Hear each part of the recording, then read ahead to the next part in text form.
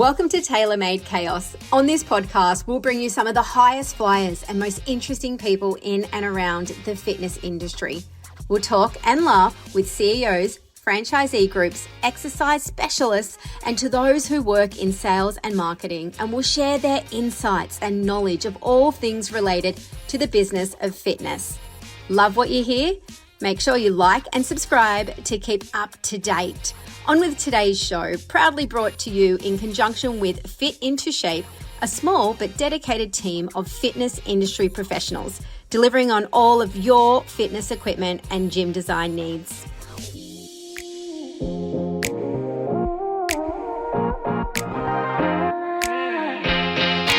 3, 2, 1. So, welcome to another episode of Tailor-Made Chaos, where we look into things, not just glory holes, to bring you the latest dirt on the fitness industry. Today, I'd like to introduce a long-term friend of mine, both from the Army and from the fitness industry, Scott. Morning, Scott. For those listeners who are not familiar with the Australian fitness market and may not know yourself, please introduce yourself. Tell us where you're from and what you're currently doing. So name's Scott Freeman, so I'm the CEO of EMF. So EMF has numerous different brandings, which is our EMF Fitness Centre, our EMF Performance Centre, EMF Performance and Recovery, EMF Junior. So it covers a lot of the branding under the umbrella of EMF. Started the brand EMF, which was Elite Military Fitness, back in 14 years ago, and started from a boot camp on the beach in Broadbeach. And but prior to that, I was in the military, so I sort of left the military and started EMF. Yeah, cool. Well, we'll get to all of that, and I'm sure there's a bit of a back history there. So one of the things I like to do on this podcast is go back to the start where it all began. Where it began. So I was born in Sydney, in Eastwood, and moved up here to the Gold Coast when I was 2. From there, I went to Ashmore State Primary and then Benoa State High School here on the Gold Coast. And I wasn't overly wasn't too into my school. I turned up. That was. You're a sports kid? I was a sports kid. I love my sports. Yeah. What sports were you into? So I played for Queensland in the tennis when I was quite young. And then I was doing surfing and more individual stuff. I've loved to run and track and field, that sort of things. So I was a small kid, so I played a bit of footy, but I wasn't like a big kid, so it wasn't. Contact sport wasn't really for me back in those days. But Scott, I've known you for a long while. I'd never say you've suffered from little man syndrome. No, I've got some wit about me, so I actually learnt how to fight from a very young age because of my wit got me in trouble numerous occasions. Better than me. I won my last fight by 50 metres. Problem is I did a hammy doing it.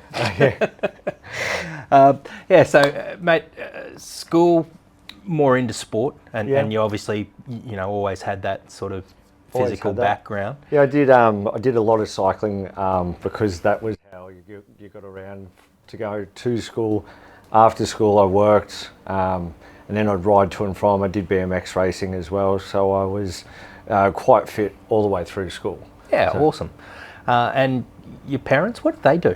So my parents, my old man, he's a carpenter, so he still works for me at the moment, so doing all our... the roles have reversed. Yeah, handyman sort of work. So he's always been there, and he worked in the construction industry for a long time, and then obviously when I started EMF, the business side of things, he just left and started helping me.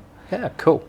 So my mum worked for everyone pretty much around on the Gold Coast, so she did whole different jobs, cooking and that sort of thing. Okay, so you'd say you were middle class growing up, mum and dad were blue collar, they worked. Yeah, definitely mum and dad were blue collar, they worked. I didn't get driven to school, when it was raining, it didn't really matter. You were on the bike and off you go. So there was no helicopter parenting. That's no. From school, you go to work and you ride your push bike to work. So it was, you had to earn your way back in the day. Yeah. Brothers, sisters? I've got one sister, and she's been with me, pretty much my whole life.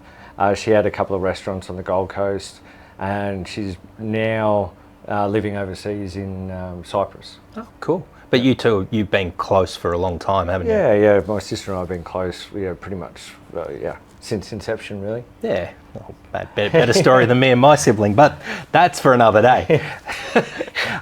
So, mate, you got through school. Anything eventful? You said you played tennis. Played tennis at a pretty high level, and surfing. Yeah, I played tennis for Queensland. I think I stopped playing when I was 14, 15. Yep. It was more just a lot of time. My parents put a lot of money into me getting coached and playing, and I didn't really push forward down that venture because I just got sick of it and just wanted to change. So I went into surfing and enjoyed that sort of lifestyle. Yeah, awesome. And I suppose that'll probably come to play as to why we're sitting here with a golf club screen in the background at the Gold Coast, but we'll get there. My grandfather, I played golf as well, so he taught me how to play golf. It was something that I regularly came and played golf with him, so I did it since I was 7. Yeah. Not saying I'm any good, hence why the simulator's here. You got to get some cheating in to keep up with that's right. those who are a bit more superior. That's how you get your practice. So good. So, mate, you finished year 12, yeah? Year 12, yeah. What happened then?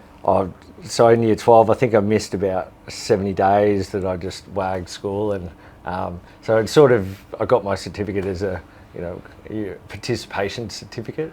Yeah. So you were never going off to be a doctor? No. I didn't like studying. Don't know why. It's just one of those things that I just found I was either good at it or I wasn't. And so when I finished school, I didn't really know what I was going to do, and I was managing a coffee shop for pretty much 12 months. And one of my friends who joined the army after school, he came back and he had money and he had structure and he had all the things. I was like, wow, it's really cool. I knew nothing about the military, never fired a gun for my life, and I thought, well, if he can do it, why can't I? Yeah. So so you went to recruiting? Went to recruiting. Sold the dream? Sold the dream, and I was one day I've actually went out at night with a mate and got pissed, and I was pretty drunk. And the next morning I got a phone call from the recruiting agency. I got enlisted. And I sort of brushed it off because I was so hungover and didn't even remember that I got the phone call. Then the letter came in the mail saying that this is your enlistment date. I went, I actually don't remember that. So it was quite funny. And so then there Probably I was. Sets the scene for how long were you in the military for? 17 years I was in the military for. So it's quite funny. You turn up and I definitely didn't expect what happened at recruit school. You just... I assume back in the day you had hair. I did. And day one you had a haircut that was pretty similar to this. I'm remembering. Oh well, growing up on the Gold Coast, you turn up and I had long hair and an undercut, and so you get established from that surfy culture. You turn up and they're like, oh, look at you. And so branded Gold Coast and surfy there at recruit school. Shaved the head, and I reckon I was 55 kilos wringing wet when I turned up to recruit school. Wow. So, 18, 19? Yeah. And still a kid, basically. Still a kid, basically, yeah. No muscle, to save my life. Could run, though. Yeah. And recruit school was quite good because back then it was 3 months for recruit school. Yeah. So you were at Kapuka, yeah? Kapuka, yeah. Yep. So I did my 3 months at Kapuka. And was that kind of your first foray into fitness when you kind of got at Kapuka, or you were relatively fit from sport, but were you into fitness before the military? No, when I was going through Kapuka, my fitness, I could do anything. My run time for 5 kilometres was under 20 minutes, so it was just a natural habit. 18:34 was my best. I'm a long way from that now. Just saying. Yeah, I can't remember. I know I was under 20, but it was definitely... It was probably a long way under what I did. Yeah. So it was quicker, especially being 55 kilos. Yeah. So I think I still run now 23 minutes for 5Ks. So yeah, wow. I'm still enjoying it. Good. So, mate, in Kapuka now, in the military, just explain for everyone what a corps is and what corps you went to. So back in the day, you just signed up as general enlistment, which generally means you're going to go into infantry. Now they actually sign you up for different jobs. Huh? So you actually enlist for the job that you want. Takes out the mystery. I know, that's the whole thing. So for general enlistment, we were going to infantry. And our platoon, pretty much the whole platoon was going, we're all male.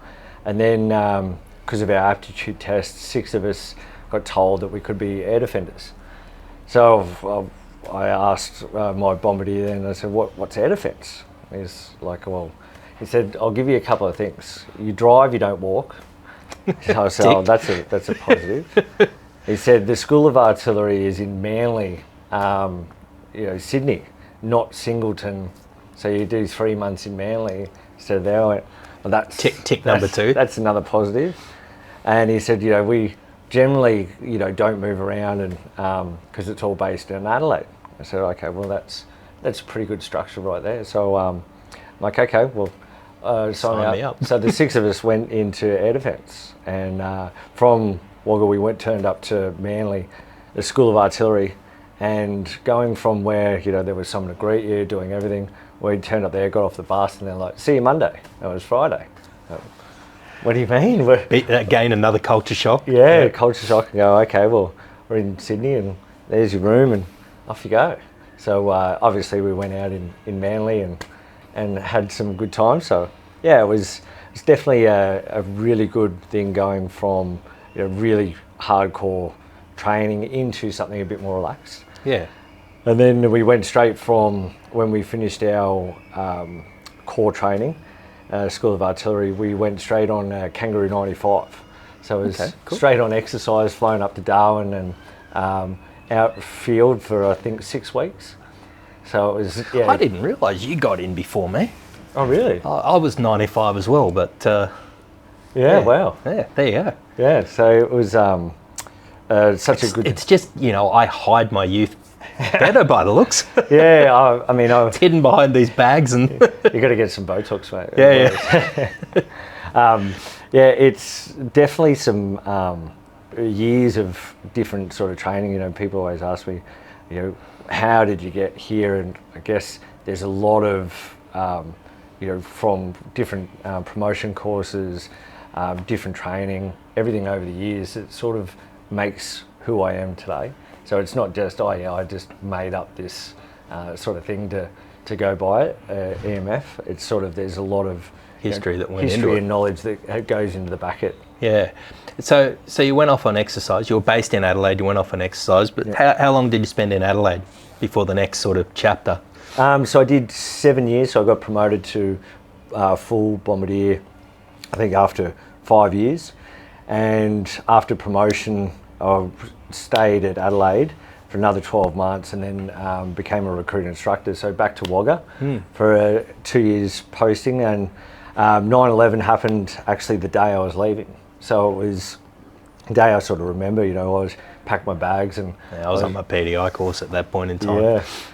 Yeah. So I was... I don't think anybody will ever forget that day, where they were or what they were doing. That's right. So that sort of means that you couldn't be, because you were Kapuka as a recruit instructor, you couldn't deploy to Afghanistan or Iraq. So, I mean, it was probably one of those things that for the next 2 years you're sort of in that, training the next soldiers that were going to war. And it was such a good, for me, training soldiers, from when they enlisted to then sending them and seeing their parents, they march out of Kapuka. I think we did about 7 or 8 different courses of platoon groups to go through over the tenure. Yeah. And my second year I was there, I did my adventure training course and ran the high ropes course at Kapuka. Okay. So that was my job for this second year while I was training for my PDI course. Yeah.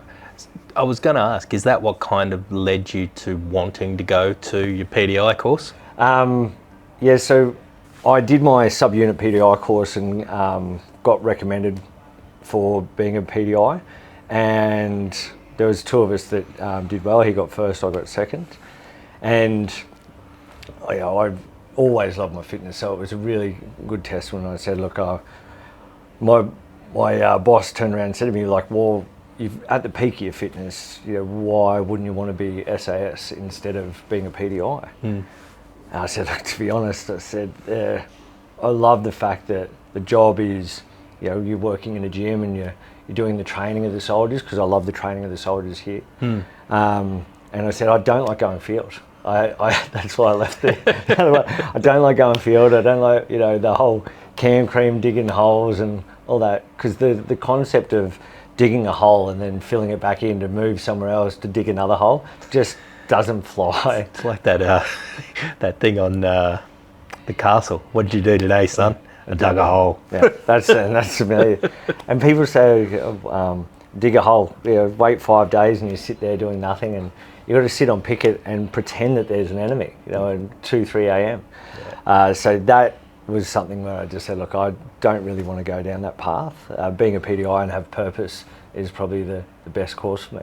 Yeah, awesome. I think the little red shorts was another, sort of added bonus. Wow, mate, there are some viewers that are very lucky that we're on video as well as audio in this this podcast. They get to see the frame of the man here. So yeah, it was definitely a good thing when you finish the PDI course, because as you know, being a PDI, you're down at Cerberus and you're at your peak fitness and you're doing 7-8 classes of fitness, plus running to and from the mess for breakfast, lunch and dinner. So you're basically at the peak level of your fitness while you're doing the course as well.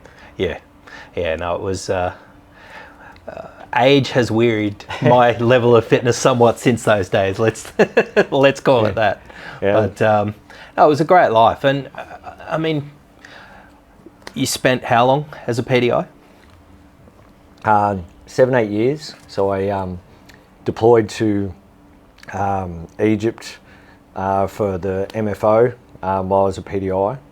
Which would have been a great experience. It was a great experience. So running North Camp for all the soldiers, 26 countries was such a great, something. And that camp was a huge camp, right? I'm kind of feeling like this might have started to plant the seeds of what EMF looks like in its modern day era, or? Yeah, that one has, your basketball courts, your tennis courts, just like Randwick Barracks, 50-metre pool, gymnasium, basketball court. So basically everything you want in a sort of big box gym. Yeah. Plus all your ovals and fields and everything else. I loved Randwick Barracks, running that for the eastern suburbs on my last sort of posting. That was a great posting. Yeah, it was fantastic. So as a PDI, I think, out of my tenure, I really enjoyed that. Working at Holsworthy was another great stint. So when I left my PDI course, I got posted to Randwick as a corporal, but then they moved me to Holsworthy. Yeah. So I was living in Maroubra Beach, and travelling to Holsworthy every day. So not a tough gig either. Not the worst gig ever. Yeah. No. So what was the sort of tipping point to move from the military to getting out and moving on with your life? Yeah, so I had a 3-year posting at Randwick Barracks, and then sort of like the second year got to where I did all my promotion courses, and they were posting me on promotion to Darwin, and I just said, if you do that, my girlfriend at the time, she works in the medical industry, so she was, she's radiographer by trade, but she, in sales for medical, and she was earning $250,000, so much more than me. Yep. Okay, there's no way she's moving to Darwin. So now you said girlfriend, as in you got rid of her, or did you put a ring on a finger? No, I put a ring on a finger. Cool. Yeah. So now my wife. Yeah. So we've got to talk positively about all this. That's right. Yeah. So because she's listening. Yeah. So she stayed on, which was a good thing, and we travelled the world numerous times, and we have now 2 beautiful boys in the family, so which is great. She's currently just down at Threadbow snowboarding, so I taught her how to snowboard, and she's down there at the moment with my 8-year-old. So he's brilliant. Yeah, so we love the snow, and so they're down there training, and I taught her how to snowboard, same as my little fella, taught him how to snowboard. Yep. And then my youngest is 3.5, so he'll be getting on the slopes this year as well. Brilliant. Yeah, good stuff. I guess that was kind of the tipping point, and you moved up to Queensland then. Yeah, so it was... and that's when our paths sort of recrossed again pretty soon. So Kylie, my wife, she turned around and said, look, I asked her, I said, look, I can't start a business here in Sydney. Where do you want to go? And she said, well, Gold Coast is where your family is. Why don't we go there? I said, yeah, okay. So I moved up and used my leave in setting the business up.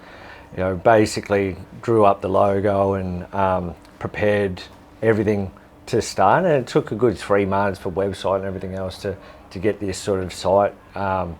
Also the site where I wanted to do the boot camp, so I had to go and find out and start some training there to see everything works. Walking around, putting flyers out, and just started getting that sort of business starting point, the marketing side. Yeah. And it took a good 2-3 months to get it off the ground. And I remember my first client turned up, and his name was Robert Garner, so I still remember to this day. Turned up, and he was training with my wife, so then it sort of grew from there.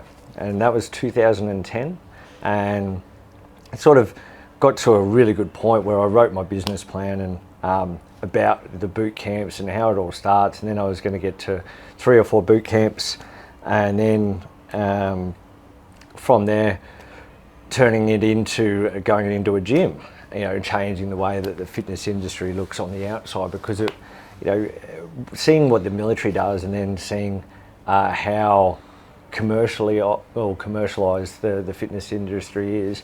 There's so much to learn on the commercial side, the public side, and so that's where I sort of went, well, it's such a great avenue to get into.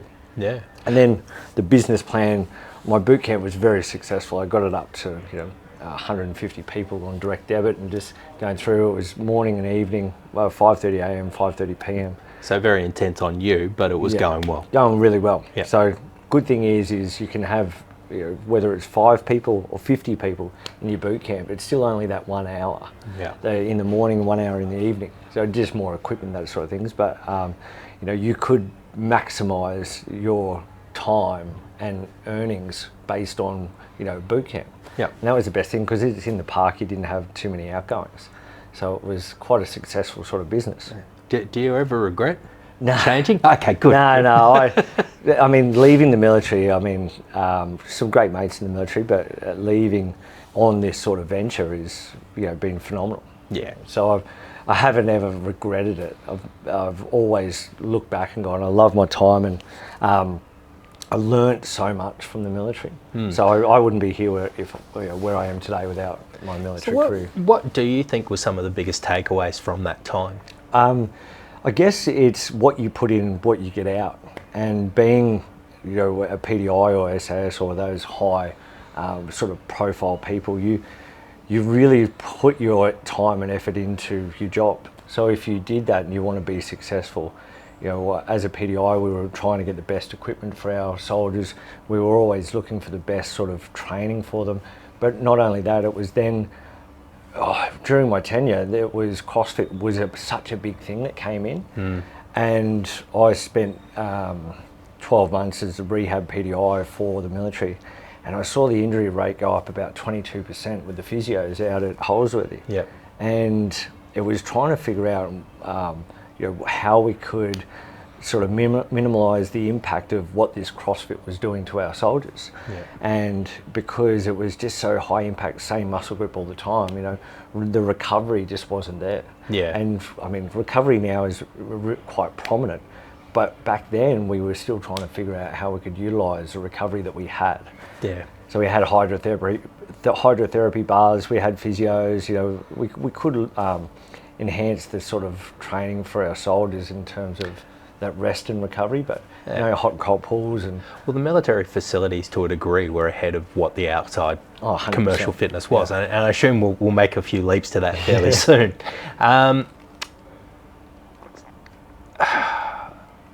For people who don't understand, do you want to touch on how specialised and how few PDIs there are in the military? So they got an idea of, at what level you had to perform to get into that position. Yeah, so the military, as a PDI, when I was going through, it was such a select process. So there was 100 PDIs of Army PDIs throughout the Defence Force. Yeah, which was about 20,000 people. Yeah. So it was such a small percentage. Small percentage. Yet everybody wanted to be one. Everyone wanted, because there was no They deployments. hated them and loved them.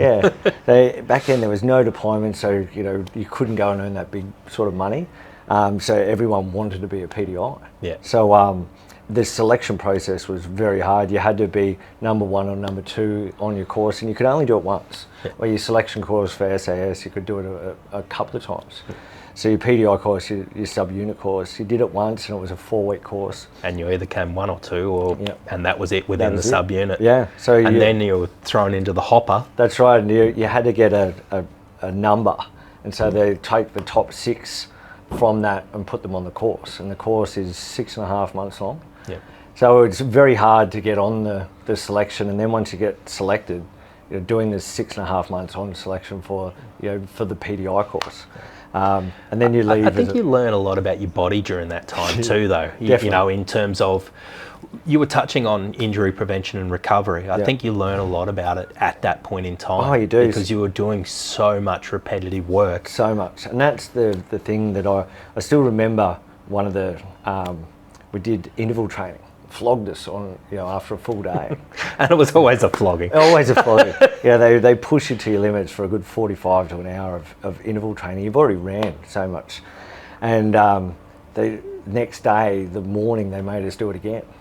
And it wasn't that point after doing it, they said to us, one thing you've got to take away from this is, see how sore you are now after we've done this. You are the fittest of the fit. This is why you don't do this to your soldiers. Yeah. So they teach, and I took that away from that, going, understanding rest and recovery from how much we hurt on our basic course. Yeah. So it was quite good. Yeah, and I think that's probably built some of the fundamentals of what underlies EMF now. Yeah, definitely. My biggest thing is my clients. EMF is not about a money-making exercise. It's about looking after each and every one of our clients. Because if they want recovery, they want different classes. It's all about them. So every dollar I've sort of earned, I put back into the business. I've never tried to. With the exception of the golf training. Oh, there's a few trips overseas. A few things. But by and large. Yeah. So I mean, definitely it's enjoyable life. It's still working hard, but you get some toys to be able to play with, along the way. Mate, I often say working hard or hardly working, but I think that's a matter of perspective. I think we all work hard, but when you enjoy it, I don't think you're working that hard. No, that's right. Yeah. And that's one thing about EMF is I love the brand that I built, and I love working in it every day. So it's. So we hit a fairly pivotal moment. You were in the boot camp business, and then there is this transition to go into bricks and mortar. Yeah. So talk to us about that. I asked one of my mates to come up. He was doing boot camp down in Sydney. He was a clearance diver. I said, instead of doing that down there, why don't you come up and join me? Because I've got a gym that I'm ready to buy. Tony DeLead, he's Fitness First. He was the owner of Fit and Fast. So I was buying the gym off him. And there was 2 clubs you were looking at that time. 2 clubs, yeah. So there was Paddington Fit and Fast and Harbour Town. Yep. So out of the 2, good old Tony said that the sale price, I won't mention what the price was, and then he changed it. Good old Tony. But yeah, we bought couldn't afford to buy the 2, didn't have the money. So we ended up buying the 1 and rebranded and changed it. So it took some time to be able to do that. So EMF, for those who don't know, what does that stand for? Elite Military Fitness. Yeah. Okay. So that really brings that heritage of the military into it. It does, yeah. And that's where EMF and the boot camps was all about, the training. And in the boot camps, because it was 5-6 days a week, there was still that rest and recovery on the odd days, so that I made sure that my training plan was to suit the rest and recovery. And that way, when we went into buying the first gym, it was EMF Fitness Centre. So, one of the key concept I've thought about when branding was a 3-letter acronym. I mean, it's a big thing in the military. Yep. So turning there's a TLA for everything, a 3-letter acronym. That's right. So using a 3-letter acronym for a brand is quite easy, and it's recognisable. Yep. So that's why everywhere you see, across EMF, it's the same brand, same everything, so that you get used to that brand awareness. Well, I did comment it as you came into the room, but this is probably the first time I've actually seen you in a branded shirt. That's right. Very professional for this podcast. Thank you. That's how we work on TaylorMade Chaos. All profession. I don't get into wearing EMF shirts often, because when I do, I'm in the gym. Not only do people, see that I'm working, they try and grab me and talk. But the hardest place to work out is your own club, right? That's right. Even if you've got the big fuck off earphones on, it doesn't always work. No, that's why I train at 5 a.m. every day, because I can get my training out of the day before my phone. I mean, my phone's rung 6 times since we've been sitting here talking. So it's one of those things that throughout the day you are quite busy. So if you put on a shirt and start walking through the gym, people grab you and you're more recognisable. Yeah. Makes sense. Their head's already recognisable from the baldness, but putting on a shirt as well is quite funny. Well, it's good to see you've maintained the haircut from recruiting. That's right. I've kept it the whole way through. Yeah. But I've put on a beard now, because the day I left the military was the day I stopped shaving. So it was. I still trim the beard, but I've kept most of the discipline. Yeah, that's right. I still trim it, Yeah. So, very good. So, mate, you opened the first site, and your business partner came up. Yep. So tell us about the next few years after that. Yeah. So then you obviously learned a lot. Learned in this a lot. First club. Yeah, my accountant told me a stupid idea, so I sacked him. Good plan. Yep. But because we looked at the numbers stacked up. Yeah, the numbers stacked up. As soon as you look at it, and all you had to do was work out how the staffing and everything is going. It wasn't about the sales. The sales was easy. It was about the retention. And retention is something that you can earn from your customers. If they see value in you being there, they see value in staying. And that's the key concept of EMF, is make sure your customer's happy. Yeah, well, I don't think it's any disrespect to the previous incumbent. No. There were multiple sites that they were operating and running, but I think your focus on retention was probably the key thing that turned that club. Yeah. I'm sure there were some other factors which we'll touch on. Desk, yeah. Yep. Lee and I worked on the front desk as well, so a lot of the customers got to see that. Yeah. And I'm OCD, so putting equipment away, was such a pertinent thing for me, and still is. Where if someone uses weight, you take it off, so you don't have a 40, 50 kilo woman trying to unstack a 400 kilo leg press. Look, there was a stat I read, and I forget the report. I'm not good at remembering or citing the reports, but a number of years ago that said basically the number one reason people cancel their membership aside from moving is cleanliness. That's right. So a big focus for the cleanliness came into focus. My parents did the cleaning for Harvard Town for us, so it was and I tell you, my mum, she's very she's OCD as well. She's OCD, and she'll tell you when something's not right, I'll tell you. Nice. Yeah, so the cleanliness was spot on, so day one. And that was something that everyone got used to being, that was our forte, EMF. And so then there was an Anytime Fitness that went under in Surfers Paradise. Okay. I think the light rail was going on and it just had a problem, so sort of went under and they locked the doors, and a friend of ours was a PT there. Let us know, and I went and had a look at the site, and I said, look, I was in discussions for Pacific Fair, trying to get that off the ground. That took quite a considerable time to try and get over the line for us to be in Pacific Fair. And I said, well, if that one falls through, we've always got Surfers Paradise. It wasn't a big club, 450 square metres. But we did we bought the equipment off the previous supplier. We did all the flooring, so the renos we did ourselves. My old man did all the bathrooms. So, I mean, we worked and lived and breathed that site, and then we still work the desk and still doing the boot camps while doing it. Right. So this is all fairly early stage, and we're now at site number 26, I think. Yeah, roughly. 26, right? Yeah. So there's been a fair growth. Was that always on the cards? Was that always part of the plan, or?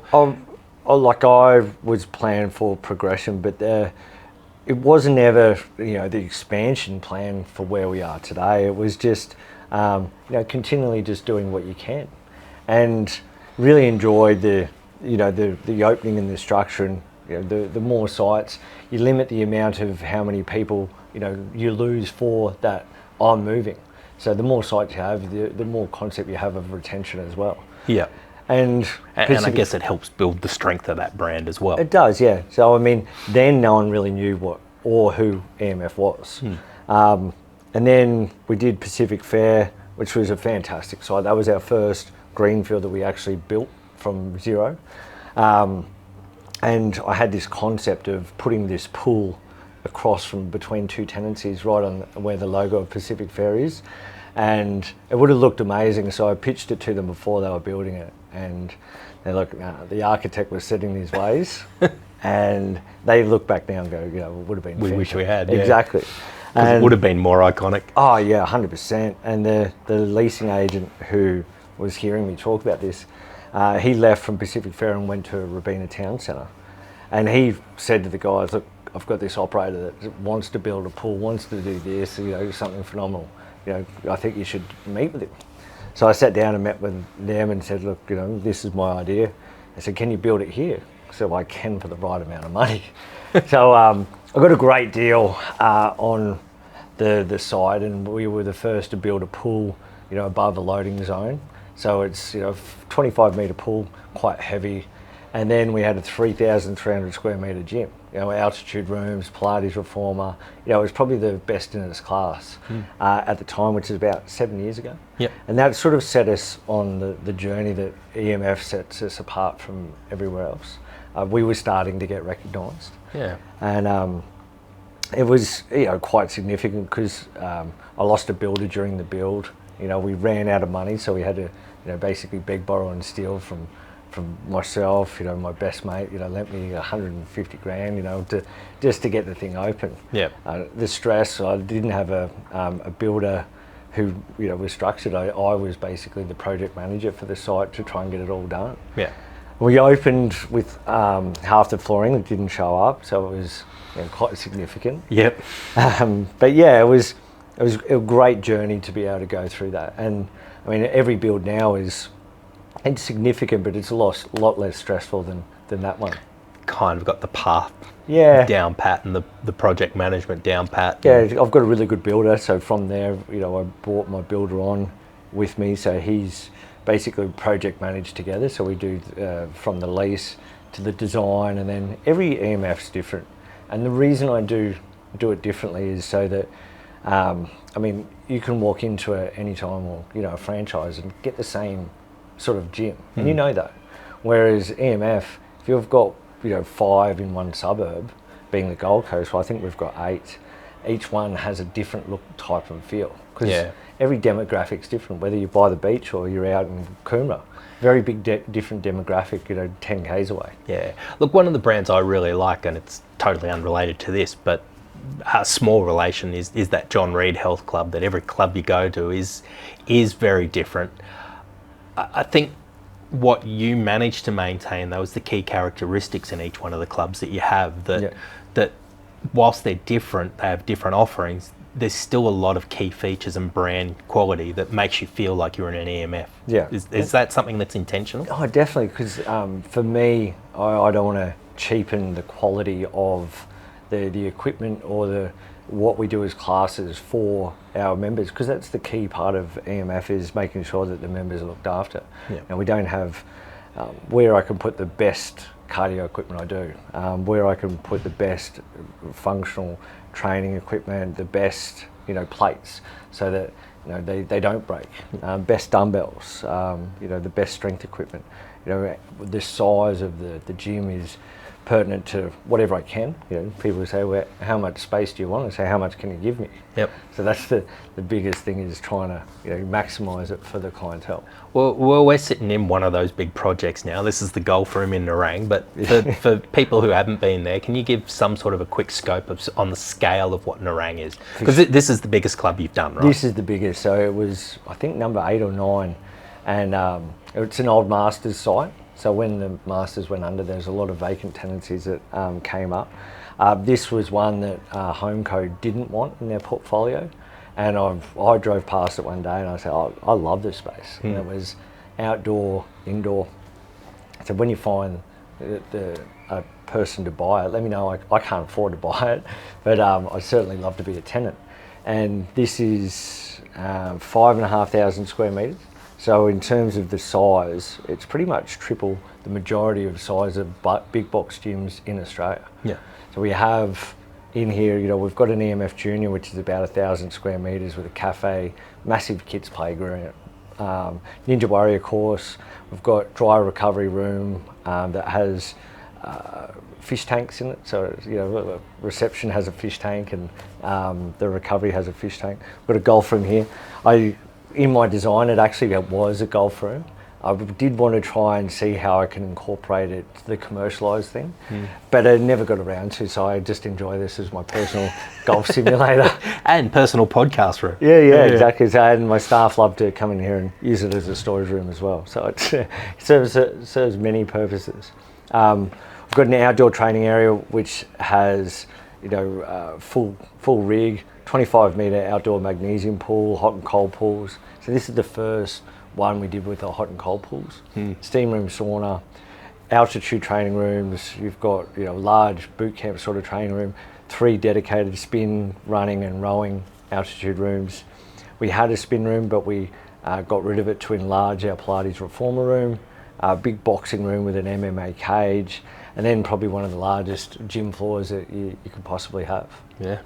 No, it's a very impressive facility, but I think that's probably one of the more impressive things is the amount of people that you've got here in terms of trainers and the staff demographic and everything here. I'd like to say that's probably one of the signatures for you is the relationships you build and the team that you've built. Can you talk to me a little bit about how you go about having that strong team? So I guess the key concept is, they've got to be behind your brand.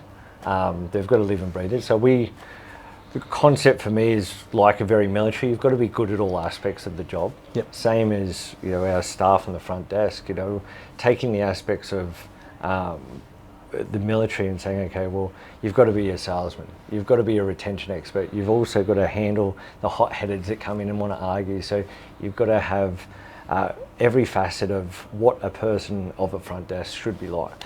And I say to my team, I don't want to be a pushy salesman. That's not a job that we want to be in. And John Gearan, who's been a friend as well, you know him in the military days, and he said to me once, and he's a salesman. He said, you've got to listen to your customer. If they say, I want to see the facilities, let them see it. Say, I want to hear about your facilities, tell them about it. So listen to what they're saying. Yeah, listen to what they're saying. So if you do that and you take away what they want to do, and if they walk in and say, I want to sign up, here you go, sign up. So you don't need to go through the whole sing and dance, for every single person in the same sort of mindset. Yep. If, asking someone, what do you like in a facility? Showing them that they have a great weights room and say, do you have a missus? Do you know we have, kids facility as well next door for your kids? Do you know that, we have Pilates reformer for your wife? We have a ladies only room, for that safety of 24 hours. So every one of our facilities is 24 hours. Yeah. I mean, it sounds like there's some of the secret sauce in there as to the success of how EMF has continued to grow. Probably a bit of a harder chapter to talk about, but I'd like to kind of get to the post-COVID period. Obviously, that period was tough, but then you've gone through what I would think is a divorce of sorts. Can we touch on a little bit of that? Yeah, so COVID for me, being that I was all the finance and leasing and everything, was very stressful. So I was listening to every Prime Minister and every state leader talk about what there was, and there were so many disconnections from what they were doing. So post-COVID was, we came out of it quite well. We were doing 3 builds at the time. And it was, great to be able to open day one after COVID. So out of, in the fitness industry, we came out quite good. After that, it was working with my business partner. We got to a chapter where it just didn't work anymore. So it was more or less, we were great mates, and we just got to a point where we weren't seeing eye to eye in business. So these are the things that sort of happen. It's like divorce, you husband and wife, and you get to a point where you don't see eye to eye, and you don't work well together anymore. It's better off for the kids to separate. That's right. Yeah. So our kids, we talk about it as our clients being the staff and our members. So in the end, it's sort of the next journey for EMF is now just as myself at their helm. So I know there was some plans, going back a couple of years ago for the company. Now that you've gone through that separation and you're now taken on the business wholly, what's the next path for EMF? Are you in a rebuilding phase, or are you looking to go down some other route? Oh, look, I'm still looking at the path of continuing what we were doing on the whole journey. So, my whole structure is to try and keep pushing forward for the members and making sure that it's always doing the best I can. And while the brand is still hot on the lips of many customers and also leasing agents and everywhere else, where I can build it and keep the business successful, I will. So, there's no slowing down. There probably will be a little bit of a slowdown over the next 12 months due to the fact that I haven't got any leasing sort of done, and it takes 12 months before whatever pipeline you sort of have to get into that building phase again. So over the next 12 months, I'll be looking at different sites and where to take EMF to the next level. Okay. And what's next for Scott Freeman? For me, I still enjoy what I'm doing, so I still train every day. I don't know. I think the next part of my journey is just working out how much I just want to try and get that work-life balance sort of back. That's probably a key over the next 12, 24 months. Well, keeping that marriage is right, an important part. That's right, yeah. Keeping spending time with the two boys. That's right, keeping the family happy. Yeah. So, keeping the brand happy, but keeping the family happy as well. Yeah, no, fair enough. Where do you see in the next 5 to 10 years the direction that the fitness industry is going to go? So I guess the next 12 months is probably a crucial part for the fitness industry. We're already seeing what inflation's doing to the nation. If it cripples restaurants and the likes of shopping centres and those key ones for CPI increases that go up on all the shops, I don't know if it's going to impact the health and wellness sort of industry, because it is still quite a cheap service. You go out and buy a beer for $15, whereas your membership's roughly around your $25. Yeah, so, and people quiver over $25 or $30 a week. That's right. So where you get used to facilities like what you talked about before, plenty of staff that care. It's right. Quite unbelievable. Yeah, so I think that the next 24 months will be a stabilisation in the fitness industry, just trying to get through the inflation. I think then once that sort of occurs, the big players are still going to be there. The small ones will probably filter out, your Fit Stops, your F45s, the small box sort of gyms where there's so many competitors and it's so easy to go into that space. Me personally, if I wanted to set up my own studio, it's not that expensive to go in to compete. The barriers to entry are less, but the potential return potentially less as well. Yeah, so you've got the Yard, you've got Fit Stop, you've got F45. Barry's Boot Camp. There's so many in that sort of small box that are fighting just to stay afloat. So they're the sort of ones I sort of feel for. The big box sort of gyms like ourselves, World Gym, Total Fusion, Fitness First and Good Life, I don't see there being a problem for those sort of big box, because there is that need for that big box gym. And I see the transition in the industry. We went from big box, Fitness First, Tony DeLead in his day, made a lot of money, and then they all went down to the small 24-hour, your Anytimes and your Snap and your Jets, F45, boomed. I think now people realise that they don't just want to pay, for like a F45, $60, $70 for a class that you can get an EMF, as well as the rest of the services. So I dare say that the shift is still going to be with the big box, because if you can have Pilates reformer, a pool, your weights room, you can transition through all your recovery and also your fitness all in one. So, well, you listed some of those big brands before, the big spot clubs, and I had a conversation fairly recently with another CEO of another group, and they kind of felt that there was enough differentiation between each of those brands that whilst they're under the banner of big box, there's enough integration or differentiation between them. So 100%. I think EMF differs from some of the others. Do you want to touch on why? Yeah, look, when we opened, so I'll take Cooma for a prime example. A lot of people question on how 3 big box gyms can work in one suburb. And you've got your Good Life, you've got your World Gym, and you've got EMF, and we're all working quite well. So we differ. I mean, our demographic is for everyone. You know, we try and look after everyone and every type of person, not just your fitness professionals, but also your rehab and your elderly and whoever we can, the kids, to try and get them in. When people say who's your target, I say, well, we don't have one. We target everyone. So we try and get that difference, but it's more or less just saying that whilst we're different, we can all survive in the same area. Wonderful. Well, Scott, as usual, well, actually not as usual. We're sipping coffees instead of beers. Instead of beers or wine this time. That's but funny story on the last podcast, it involved some wine. The camera shut off halfway through, and we had to reshoot the whole thing. But that's a whole different thing. Today was much more professional. We had business shirts. We had coffees. Yeah, that's right. Had a gym. Yeah, that's right.